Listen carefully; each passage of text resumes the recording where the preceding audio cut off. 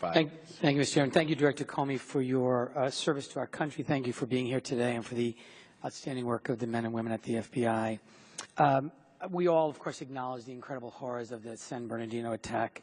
But I think in many ways what we're struggling with is, as Mr. Albani said, not necessarily security versus privacy, but security versus security. And the real argument that the danger that exists for the misuse of this new technology by foreign agents, by terrorists, by bad actors, by criminals, will actually make us less safe in the long term. And while it may achieve your objective in the short term in this particular case, that the implications in terms of our own national security and personal security are pose greater dangers. I think that's what at least I'm struggling with.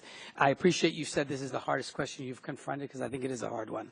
But the first thing I want to ask is, this is different, would you agree, than all the examples that have been used about producing items in your custody. This is a different kind of warrant because it's actually compelling a third party to produce and create intellectual property which doesn't exist today.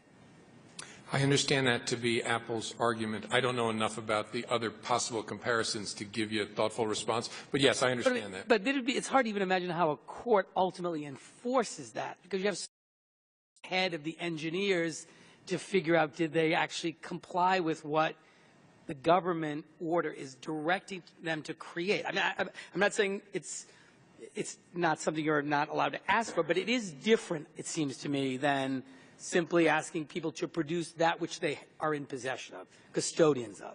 Yeah, I see that. I mean, I heard someone earlier say there's a difference between a landlord has a key in his pocket. You say, you got to give us the key, and you don't have one, go make one for that door. Well, this and the is question more for than the judge is, what's the significance? Not just go make one, because knowing how to make keys exists, but to develop a whole new technology and intellectual property. So I raise that because I think we have to acknowledge it's different and then decide what to do with it. But in addition to that, you've said repeatedly that the government doesn't have the ability to do this already.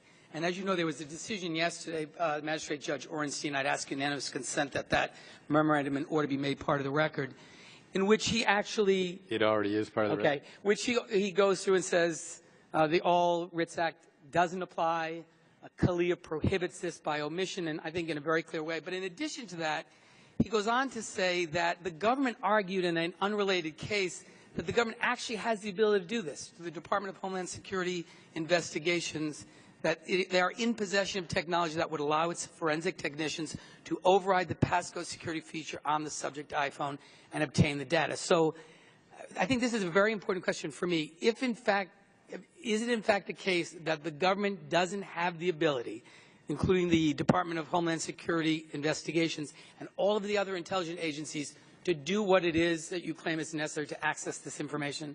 Yes. Because it's very, the answer is yes? That is correct. And I don't know, I think, I could be wrong, but I think the phone in the case from Brooklyn is different.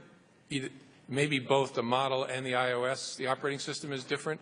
But for this, I'm here to tell you, and again, people in the same voice, if you got an idea, let us know. But 5C iOS 9, we do not have that capability. Okay. Again, to disable, the problem is we can get into that phone with our computing power if they take off the auto erase and the delay between guesses function. We will get into that phone. So do you agree, Director Comey, that if there is authority to be given to do what you're asking, that that authority has to come from Congress? No, I don't agree with that.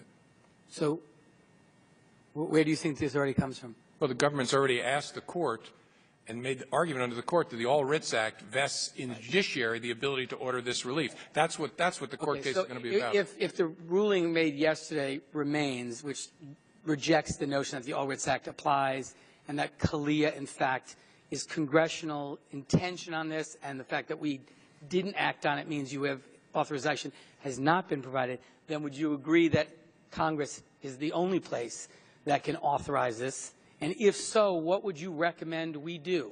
What would that look like as we grapple with this question? Because I can tell you, for me, having read that, I think CALEA is clear. It doesn't authorize it. It's clear the All Writs Act doesn't. So if there is to be authority, assuming we decide that there should be, it seems it must come from Congress.